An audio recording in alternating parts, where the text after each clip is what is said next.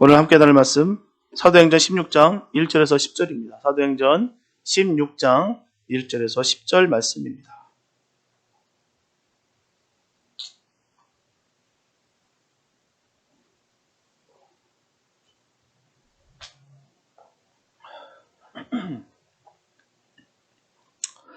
사도행전 16장 1절에서 10절 말씀, 주님의 귀한 말씀 봉독해 올립니다.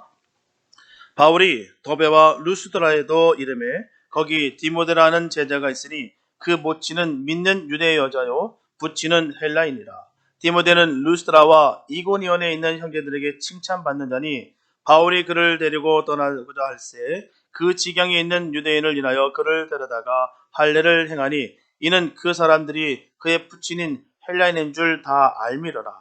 여러 성으로 다녀갈 때 예루살렘에 있는 사도와 장로들의 작정한 규례를 저에게 주어 지키게 하니 이에 여러 교회가 믿음이 더 굳어지고 수가 날마다 더하니라.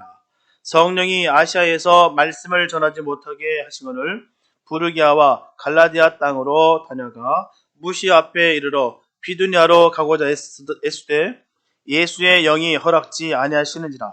무시아를 지나 드루아로 내려갔는데 밤에 환상이 바울에게 보이니 마게도냐 사람 하나가 서서 그에게 청하여 가로되 마게도냐로 건너와서 우리를 도우라 하거늘 바울이 이 환상을 본 후에 우리가 곧 마게도냐로 떠나기를 힘쓰니 이는 하나님이 저 사람들에게 복음을 전하라고 우리를 부르신 줄로 인정함이로라. 아멘. 취업을 위해서라면 모든 열정을 다 쏟아 부어야 됩니다. 요즘 취업을 준비하는 청년들의 모습이에요. 취업하기 위해서 정말 모든 스펙이라는 스펙을 다 끌어다 모아서 준비를 합니다. 유사일에 취업하기 가장 어려운 시대를 살고 있는 요즘 청년들은 솔직히 말씀드리면 피해자입니다. 그들이 사는 시대를 부모 세대를 이길 수 없는 세대라고 말하고 있어요. 특히 예전에 한국 어떻습니까? 대학만 졸업하면요 취직이 절로 됐고요. 또한 하고자 하는 사업을 해서 기반을 잘 닦을 수가 있었어요. 그래서 시골에서 부모님들은 소 팔고 논 팔아서 어떻게든 대학 보냅니다. 때로는 힘든 정편 때문에 차남은 가정을 돌보고요. 장남만은 교육을 시켜서 출세를 시키는 것이 예전 통상이었어요. 그래서 가난한 부모보다 더 잘 살게 되었어요. 하지만 지금은 시대가 너무나 바뀌었습니다. 부모보다 잘 살기가 쉽지가 않아요. 부모의 신세를 지면서 살아가는 아이들이 많다는 것입니다. 요즘 시대가 그래요. 한국뿐만 아니라 미국도 별반 다를 바가 없습니다. 취업의 문이 얼마나 높아졌는지 몰라요. 그래서 취업하기 위해서 높아진 눈높이를 만족시키려 여러모로 다양한 노력을 하고 있지만 쉽사리 되지는 않습니다. 일반적으로 우리가 취업하게 될 때 경력이 없는 사람보다는 경력이 있는 사람이 훨씬 유리합니다. 왜일까요? 뽑는 입장에서 볼 때 경력이 있는 사람을 채용하기를 더욱 선호하기 때문입니다. 그래서 경력자를 우대하는 거예요. 이처럼 경력은 그 사람이 지금까지 어떻게 일을 해왔는가를 검증할 수 있는 좋은 표본이 되기 때문입니다. 그리고 경력과 함께 근무했던 사람들의 평가가 매우 중요한 요소가 된다는 것이죠. 따라서 성공적인 경력 관리에는 반드시 평판 관리가 포함되어 있다는 거예요. 그 사람이 어떻게 살아왔는지, 평판이 어떤지를 우리가 가늠할 수 있다는 것이죠. 흑묘백묘라는 말이 있어요. 흑묘백묘. 검은 고양이든 흰 고양이든 쥐만 잘 잡으면 된다는 뜻이에요. 1970년대 말부터 중국의 개혁과 개방을 이끈 바로 덩샤오핑. 우리는 등소평으로 더 친숙합니다. 등소평이 취한 경제정책이에요.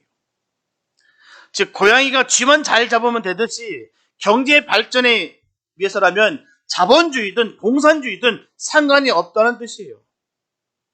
수단과 방법을 가리지 않고 일만 잘하면 된다는 것입니다. 문제는 못지않게 부작용도 많았다는 거예요. 그러니 수단과 방법이 좋지 않고 어떻게든 발전만 이룰 수 있다면 짓밟은 일에서도 비리와 또한 그 가운데 거짓이 있다 할지라도 상관없다는 것이죠. 하지만 요즘은 많이 달라졌어요. 일만 잘하면 무조건 성공하고 선택을 당할 것 같지만 사실 일 잘하는 사람보다는 평판이 좋은 사람을 뽑는 입장에서는 더욱 선호한다는 것입니다. 독불장군 뽑지 않는다는 거예요. 아무리 실력이 출중하고 재능이 많은다 할지라도 자신 멋대로 사는 사람과는 절대로 함께 일할 수 없다라고 전하고 있습니다. 왜요? 반드시 문제가 생기기 때문입니다. 일반적으로 평판은 장기간에 걸쳐서 형성이 됩니다. 그런데 나쁜 평판은요, 하루아침에 만들어질 수도 있어요. 특히 도덕성에 관한 안전평판은 커리어에 치명적인 영향을 미친다는 것입니다. 한 번 만들어진 나쁜 평판은 쉽게 되돌리기가 어렵습니다. 그래서 평판 관리는 너무나도 중요해요. 분명한 것은 하나님께서 사역자로 나쁜 평판을 듣는 사람을 사용하시지 않는다는 것입니다. 비록 실력은 부족하고 학문적으로, 위치적으로, 사회적으로 여러모로 갖추지 못했다 할지라도 평판이 좋은 사람을 사용하신다는 것입니다. 만약에 주님께서 쓰시고자 하실 때는 만드셔서 그 사람을 사용하세요. 사도 바울의 제2차 전도 여행은 바나바와의 이별로부터 시작이 됐어요. 결국 사람 관리에 대한 이해 충돌로 인해서 벌어졌다는 것입니다. 이렇게 2차 여행은 1차 전도 여행 중에 돌아간 미가의 동반 여부를 심히 다툼으로 말미암아 결국 독자적으로 출발해서 소아시아 지방을 순회하다가 드로아에 들려 거기서 그리스도의 환상을 보고는 바다를 건너 유럽 지역으로 가서 마게도냐와 아가의 화려한 전도기를 남기고 안디옥으로 돌아오는 곳으로 마치게 됩니다. 사실 사도 바울은 소아시아에서 복음 전하기를 너무나 원했어요. 그가 원했던 바는 바로 소아시아였습니다. 유럽은 관심도 없었어요.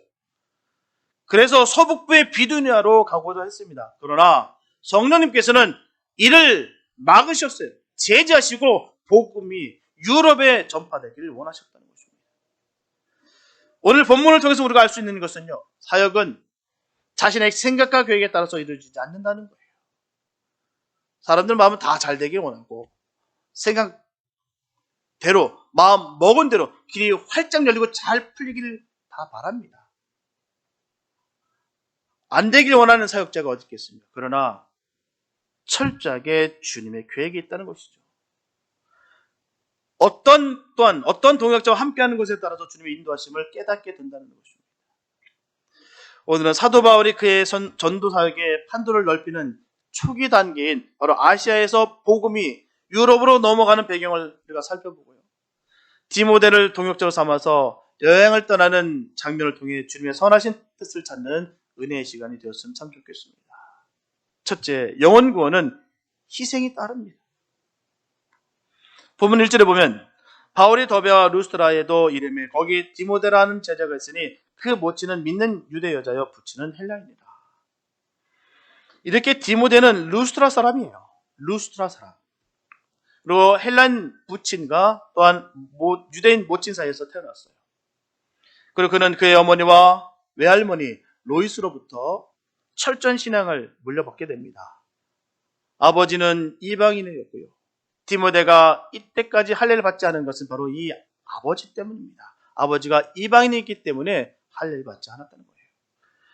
어쨌든 생각과 습관이 다른 이방인 남편을 둔 그의 어머니 입장에서 볼 때 그를 하나님을 경외하는 시대로 교육시켰다는 것은 너무나 놀라운 일입니다.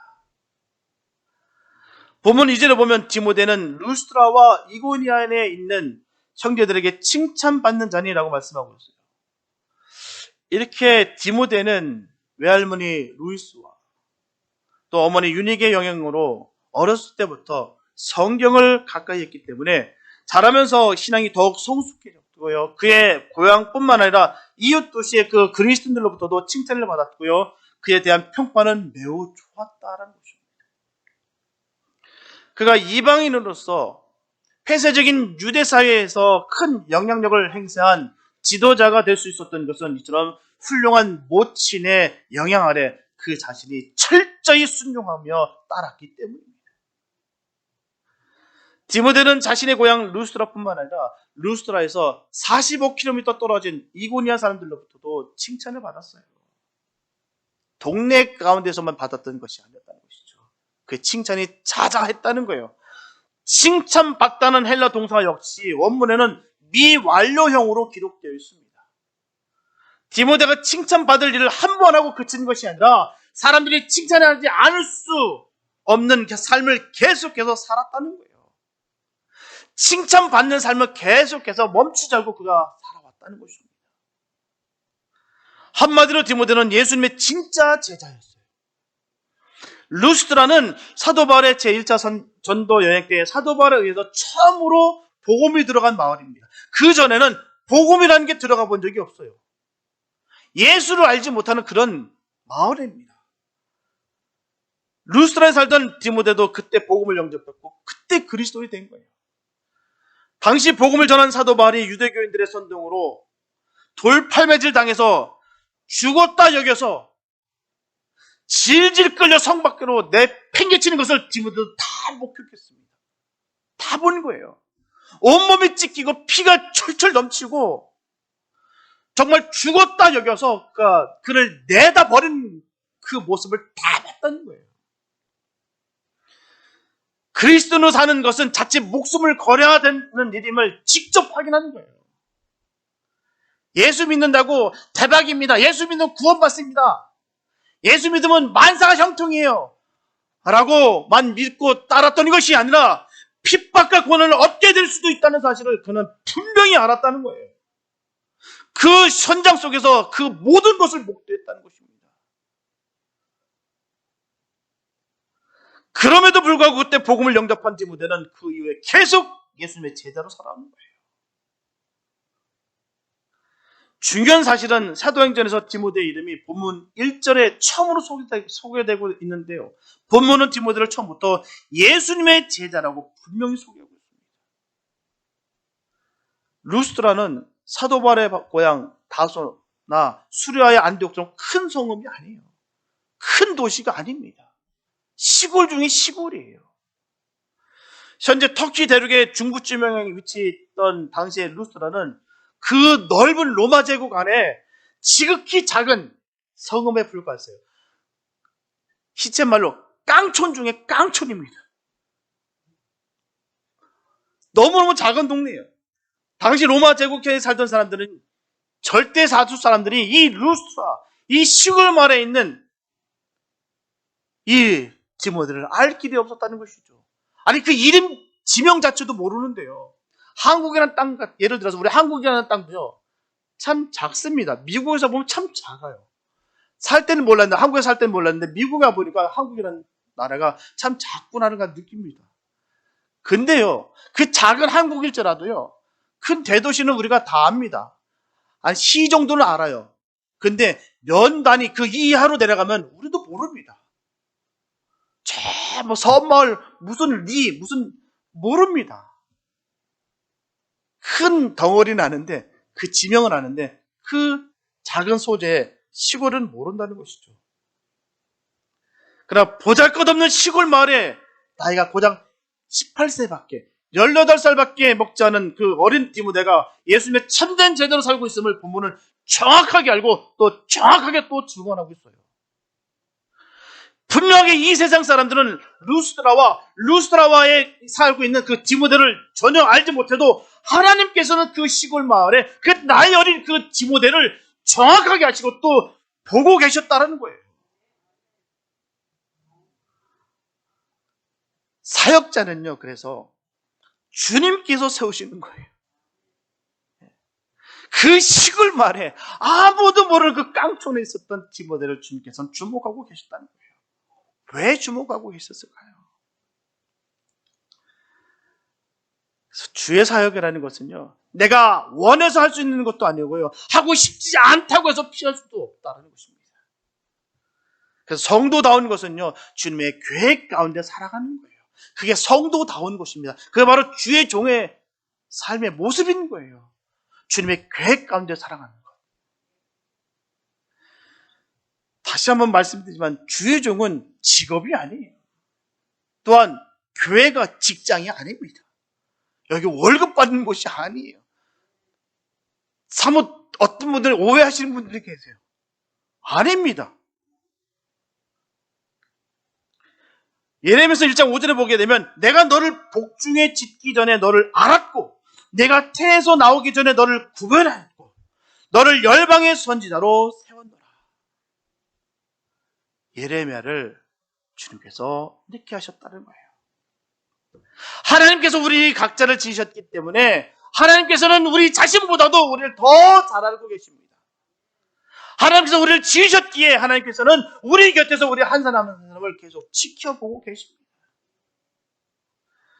그래서 세상 사람들은 아무도 우리를 모른다 할지라도 하나님께서는 우리를 다 알고 또 보고 계십니다. 결국은 성도의 좋은 평판은 주님의 말씀을 제대로 알고 살아가는 가운데 세워지는 거예요. 이게 좋은 평판입니다. 이것이 주님이 사역자로 세워가시는 과정이에요. 하지만 위기와 고난이 싫다고 도망치고 포기하는 것은 너무나 무책임한 것입니다. 피하면 고생하지 않습니다. 또 속 썩을 일도 없어요. 분명한 것은 고통과 고난의 아픔은 누구나 동일하게 아프고 누구나 통증이고 누구나 힘겹습니다. 주의 종이라고 해서 성도라고 해서 그 고통이 안 아픈 거 아니에요.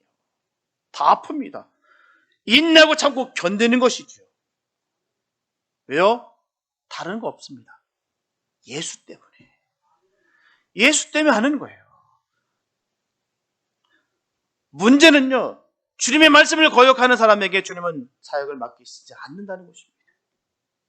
아무리 힘이 들고 어려움이 있어도 주님의 말씀을 따르고 신실하게 주의 뜻을 간절히 이루어지기를 바라는 사람을 주님은 사용하신다는 거예요.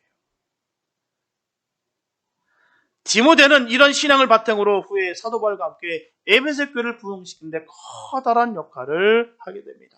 본문 3절에 보면 바울이 그를 데리고 떠나고자 할새 그 지경에 있는 유대인을 인하여 그를 데려다가 할례를 행하니 이는 그 사람들이 그에 붙이는 헬라인인 줄 다 알미라. 사도 바울은 디모데를 매우 사랑했어요. 너무나 사랑했습니다. 디모데는 믿음의 사람으로서 하나님의 사역을 감당하기에 충분한 인물임을 알았기 때문이에요. 자신의 기분과 감정이 쉽게 동요되거나 아니면 힘들다고 해서 피하거나 도망칠 사람이 아니라고 생각했다는 것이죠. 인간 됨됨이를 보게 된 것입니다. 마가와 다른 면을 보게 되는 거예요. 인간적인 면에서 볼 때는 이 시골 청년 디모데보다는 바로 부자 청년 마가가 사역할 때 훨씬 유리합니다. 우리가 알다시피 마가는 잘 사는 사람이에요. 그것도 예루살렘 중심의 말입니다. 오죽하면요, 그 다락방에 120명이 성령을 받은 곳이 바로 그 다락방입니다. 다락방 사이즈가 그 정도예요. 120명이 뒤집어져도 넉넉한 그 다락방을 마가는 있었습니다. 은혜는 받은 게 있으니까 나도 선교하겠다라고 똘레들 따라갔는데 가보니 먹는 것도 불편하고 자는 것도 불편하고 사람을 상종치 않았던 무시했던 사람한테 굽신거려야 되고 때로는 매도 맞아야 되고 욕도 들어먹어야 되니까 에라이 난 엄마가 너무 그립다. 엄마 보고 싶어. 다시 돌아가는 거예요. 왜요? 믿을 만한 것이 있으니까요. 내가 힘이 있으니까 에라이 내가 골치 썩을 일이 뭐가 있어. 더 편한 것 좋은 곳이 내 집이 마련되어 있는데 끝까지 옆에 있어야 동역자가 되는 것입니다. 아무리 재력이 많고 아무리 능력이 많고 사회적으로 번듯해 보인다 할지라도 끝까지 옆에 있어야 동역자가 되는 거예요. 떠나면은 마가가 다시 그 삶을 통해 주님을 만나서 다시 변화되기까지는 수많은 어려움이 있었겠으나 결국 그가 다시 돌아왔기 때문에 얼마나 많은 주의 사역을 감당했는지 모릅니다. 베드로에게 있어서 그 생생한 증언을 듣고 마가복음이라는 하나님의 귀한 역사를 그에게 맡기셨다는 것입니다.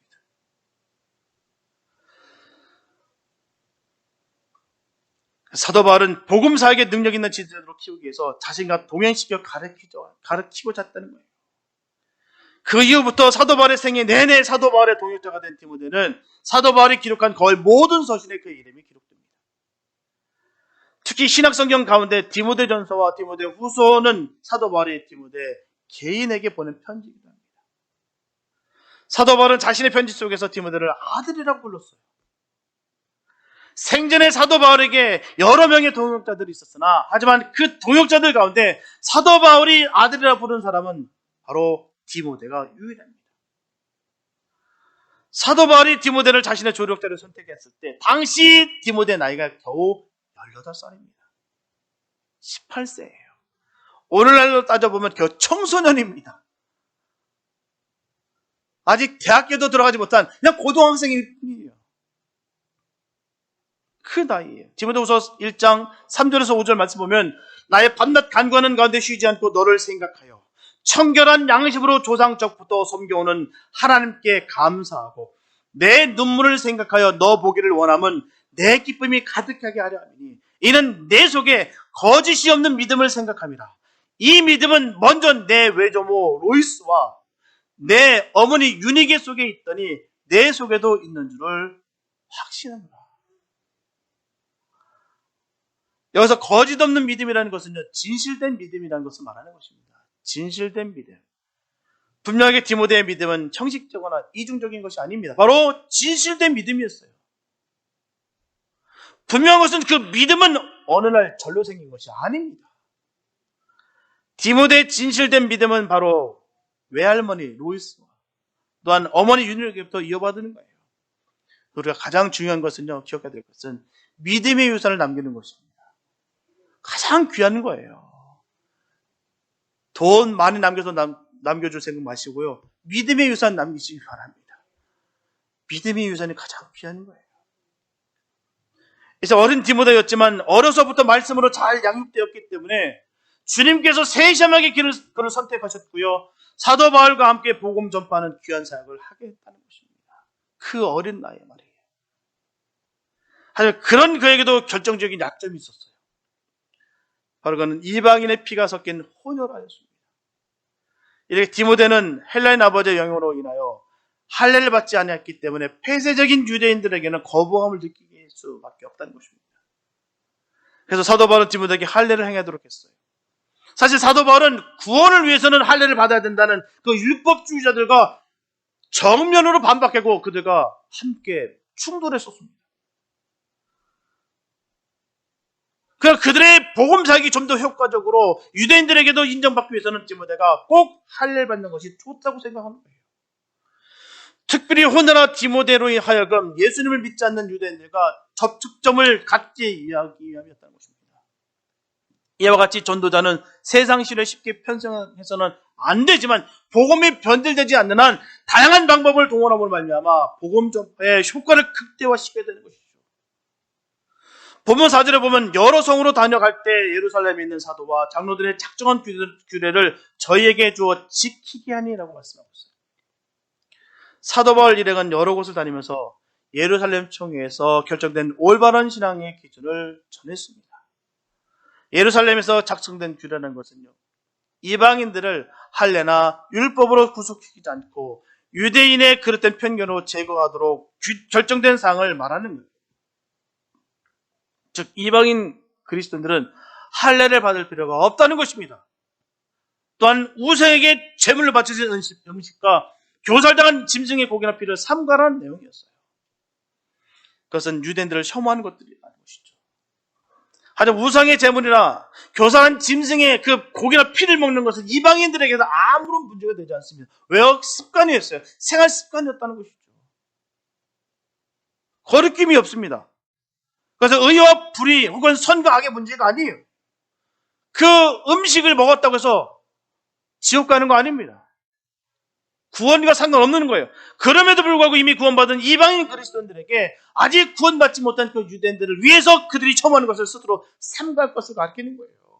희생을 전하는 것입니다. 내가 분명 먹어도 되는 거지만 내 이것을 먹음으로 말미암아 저 사람들이 시험 들기에 내가 금하겠다는 거예요. 오늘 이런 것들이 우리 주변에 얼마나 많은지 몰라요. 믿는 우리들 가운데서도 얼마나 많은지 모릅니다. 우리가 함으로 인하여 시험받을 일들 안 해야 되는 것이죠. 내가 영혼 구원, 영혼 사랑하는 데 있어서는 희생이 따르게 되어 있습니다. 내가 할 거 다 하고 내가 원하는 대로 다 하면서 사랑을 전한다는 것은 있을 수가 없어요. 너무도 지극히 이기적인 발상입니다. 사도 바울 일행이 전한 이 규례는 율법주의자들의 그릇된 가르침으로 곤란을 겪던 모든 사람들에게 자유 기쁨을 느끼게 해준 너무나 귀한 말씀이에요. 본문 5절에 보면 이에 여러 교회가 믿음이 더 굳어지고 수가 날마다 더하니라 말씀하고 있습니다. 사도 바울 일행이 전하는 것은 그리스도의 자유의 복음이었어요. 그러므로 율법에 구속되고 억압받던 모든 사람들은 해방감을 맛보며 기쁘게 찬양할 수밖에 없었어요.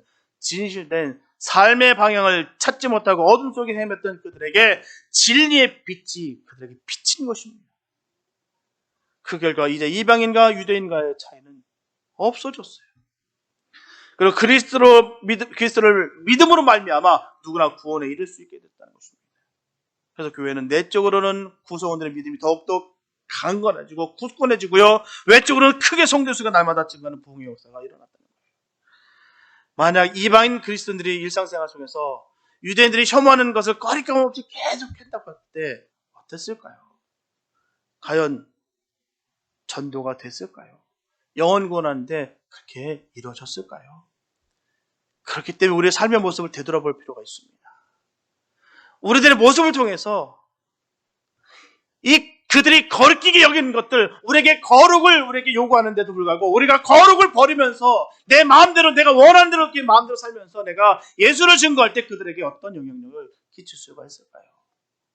우리가 한번 점검할 필요가 있다는 것입니다. 그래서 사도 바울은 앞으로 전도자의 삶을 살아갈 디모데에게 자신의 손으로 할례를 행하는 거예요. 호녀 디모데로 하여금 예수님을 믿지 않는 유대인들과 그 접촉점을 갖게 해주기 위해서 그렇게 했던 것입니다. 마지막 피 한 방울까지 다 쏟으시면서 예수님께서 우리의 죄값을 대신 주셨기 때문에 우리의 모든 죄가 다 사함받던 것 같이 이처럼 영혼 구원은 어떤 희생이 따른다 할지라도 그렇게 하는 것입니다. 감수해야 되는 거예요. 주님께서는 도려내는 그 아픔을 감수하셨어요. 온몸에 찢기고 피 한 방울까지 다 쏟아내는 그 희생을 주님께서는 감수하셨다는 것입니다. 우리를 사랑하시기 때문이었고요. 그것이 사랑의 특성이기 때문이에요. 그 주님을 믿는 디모데가 사랑해야 할 유대인들을 사랑하기 위해서 자기 생사를 토려내는 아픔을 기꺼이 감수하는 것은 지극히 당연한 일이었습니다. 저와는 늘 마찬가지예요. 주님께서 베풀어 주신 사랑을 잊지 마시고 영적인 할례를 받아서 사랑과 겸손으로 말미암아 주님의 복음을 위해서 한 영혼에도 건지는 그 역사가 우리 삶 가운데 그대로 있게 되시길 예수는 축복합니다. 희생이 없이는 안 돼요. 내가 절제지 않고서는 그들에게 영향을 끼칠 수가 없습니다. 둘째, 신앙은 하나님의 뜻이 이루어지길 바라는 거예요. 본문 7절에 보면 무시 앞에 이르러 비두냐로 가고자 했을 때 예수의 영이 허락지 아니하시는지라. 사도 바울은 본래 소아시아 지방에서 복음을 전하기 원했어요.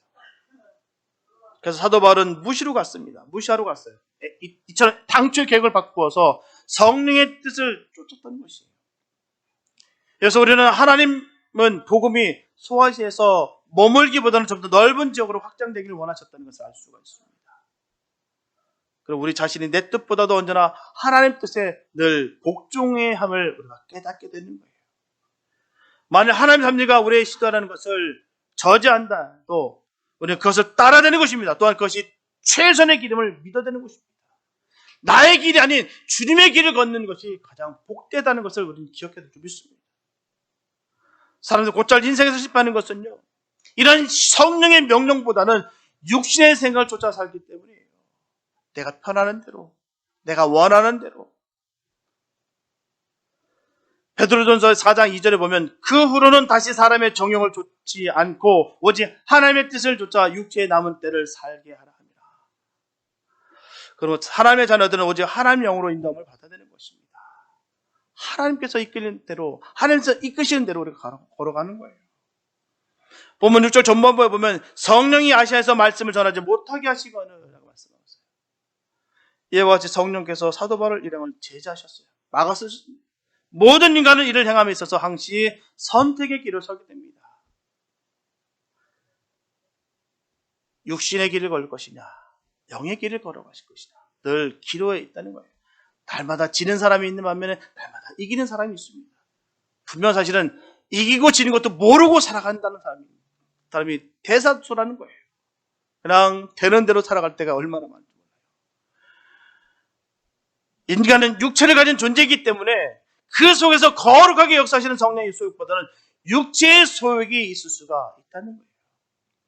갈라디아서 5장 17절에 보면 육체의 소욕은 성령을 거스리고 성령의 소욕은 육체를 거스리나니 이 둘이 서로 대적함으로 너희의 원하는 것을 하지 못하게 하라 합니다. 이러한 영적인 투쟁은 불신자나 율법주의자들만에 있는 것이 아닙니다. 바로 믿음으로 거듭난 성도도 똑같이 가지는 고통이 되는 거예요. 그러나 성도는 두 가지 소욕이 마음속에 갈등할 때 반드시 성령의 소욕을 따라 갈 줄 믿습니다. 우리는 가는 길이 명확하게 결정되어 있어요. 육신의 길이 아니라 바로 성령의 길을 걷는 거예요. 우리는 이것저것 가릴 것이 없습니다. 정해져 있어요. 성령의 길을 걸어가는 것이죠.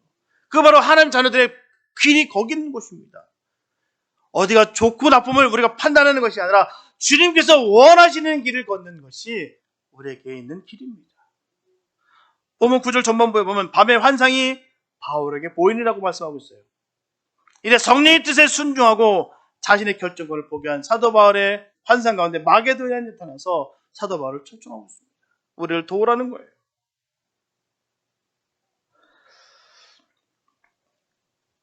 우리도 마찬가지입니다. 오늘 우리에게도 똑같아요. 우리를 향해서 건너와서 도와달라는 호소하는 도처에서 들려옵니다. 우리에게도 똑같아요. 우리는 들을 길을 가지고 이 호소를 반드시 들어야 될 줄 믿습니다.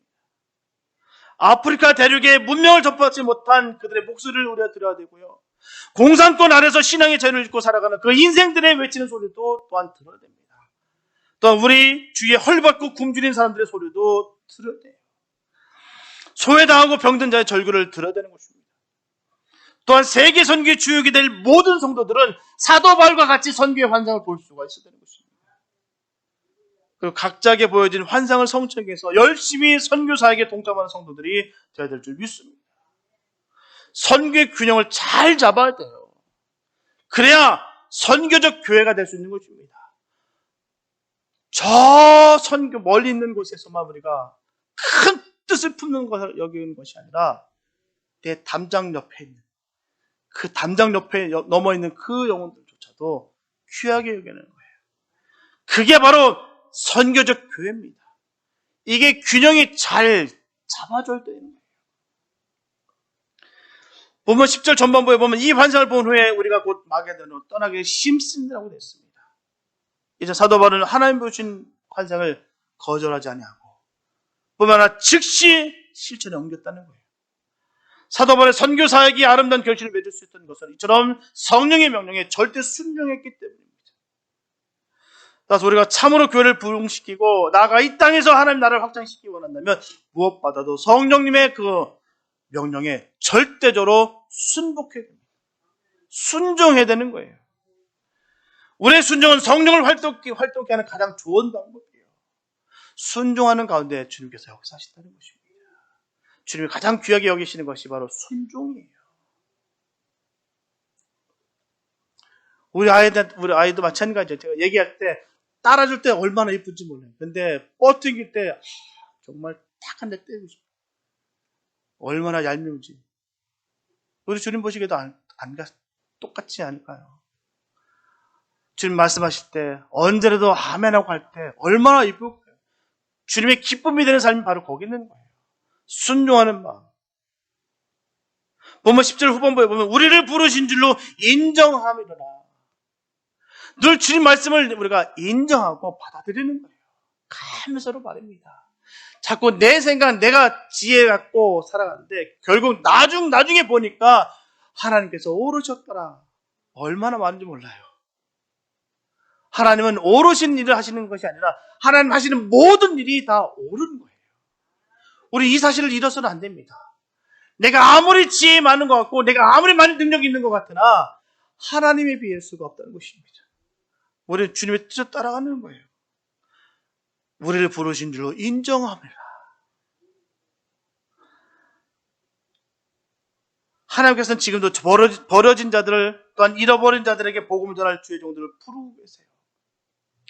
이사야서 6장 8절에 보면 내가 또 주의 목소리를 들은즉 이르시되 내가 누구를 보내며 누가 우리를 위하여 갈고 그때 내가 가로되 내가 여기 있나이다 나를 보내소서.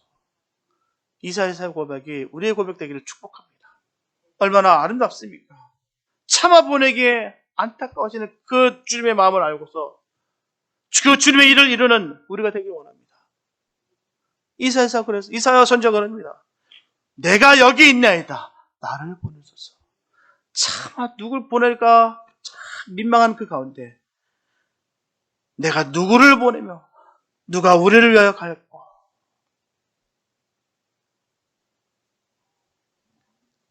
응답은 아무나 주는 것이 아니에요. 주님의 일은 주님이 하시는 것입니다. 일을 맡기실 때는 능력을 주시면서 일 시키세요. 없는 거 달라 하신 적 없으시고, 없는 거 하라고 하신 적 없으십니다. 있는 것 갖고 하시라고 하시고, 있는 것을 가지고 주의 일 감당하라 말씀하시는 거예요. 사역은요, 나를 변화시키는 일들입니다. 꼭 기억하십시오. 나 때문에 내가 했다. 아닙니다. 그 사역을 통해서, 주님의 일들을 통해서 나를 변화시키는 거예요. 주님께서 부르심이 우리를 부르시는 소리임을 확신하시면서 부르심에 순종하는 주님의 복된 사람들 되시기를 예수님의 이름으로 축복합니다. 사랑하는 성도 여러분, 주님의 사역자가 세워지는 것은 너무나 귀한 거예요. 그렇다고 해서 아무나 세워지는 안 됩니다. 사람들에게는 평판이 좋아야 돼요. 그 이유는 주님의 복음을 전해야 되기 때문입니다. 사람들에게 신뢰 줄 수 없는 사람이 전하는 말씀이 온전하게 그 복음이 전달된다는 것은 있을 수가 없다는 것입니다. 힘들다고 도망치고 피하는 사람들의 말을 누가 듣겠습니까? 말만 번지르게 하는 사람의 말을 누가 듣겠습니까? 분명히 사역자는 출신 성부도 중요치 않고요. 지위와 사회적 위치도 결국 중요하지 않습니다. 가장 중요한 것은 주님 말씀을 순종하는 거예요. 인다고 견디고 버티는 것입니다. 그래서 주님께서 가할 때 가야 되고요. 주님께서 멈추랄 때 멈춰야 되는 것입니다. 주님을 무시하고 자신의 명예와 욕심과 정욕을 위해서 사역하는 것은 절대로 있을 수가 없다는 것입니다. 그럴 경우 끝내 주님으로부터 버림을 받게 될 것입니다. 저와 여러분들은 하나님과 사람 앞에서 인정을 받고 칭찬받는 성도, 하나님의 은혜가 충만한 성도 되시기를 축복합니다. 히브리서 11장 13절 말씀 보면 이 사람들은 다 믿음을 따라 죽었으며 약속을 받지 못하였으되 그것들을 멀리서 보고 환영하며 또 땅에서는 외국인과 나그네로 증거했으니. 이처럼 위대한 믿음의 영웅들은 다 멀리서 보고, 즉 비전과 환상을 가지고 신앙생활을 했다는 거예요. 지금 당장 내가 고통스럽고 지금 당장 보이는 것이 아무것도 없는 것 같고 정말 끝장난 것 같은데 그것을 바라보는 것이 아니라 저 멀리서 보고 장차올 그 나라를 바라보면서 주님께서 보여주신 그 비전 바라보면서 달려갔다는 것입니다. 우리도 그래야 될 줄 믿습니다. 주님께서 우리에게 허락하셨던 그 일들을 바라보면서 날마다 주님께서 공급해 주신 그 은혜를 누리면서 우리가 심차게 달려가야 될 줄 믿습니다.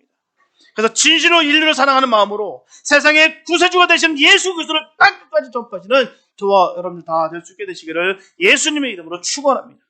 기도합니다.